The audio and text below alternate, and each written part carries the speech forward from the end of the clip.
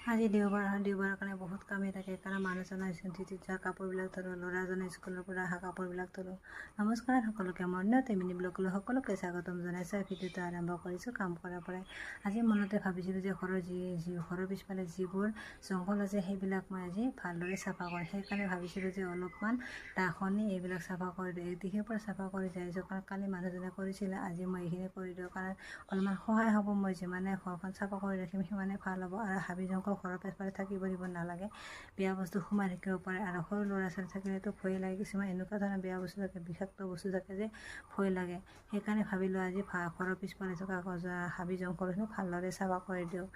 আৰু এনেদৰে চাফা কৰি গৈ আছোঁ। আৰু তামোলৰ পাতবিলাক পৰে সেইবিলাক একদিশে চাফা কৰি গৈ আছোঁ। মানে জংঘলবিলাক নি এঠাইতে জমা কৰিব লাগিব, তেতিয়াহ'লে শুকালে সেইবিলাক পুৰি পেলাব পৰা যাব। সেইকাৰণে এঠাইতে জমা কৰি ৰাখিছোঁ। চাফা কৰি এনেদৰে এটা বস্তু পালে কি বস্তু সকলোৱে কমেণ্টত জনাব। ভিডিঅ'টো ভাল পালে সকলোৱে ছাবস্ক্ৰাইব কৰিব। আজিৰ ভিডিঅ'টো ইমানে, বাই।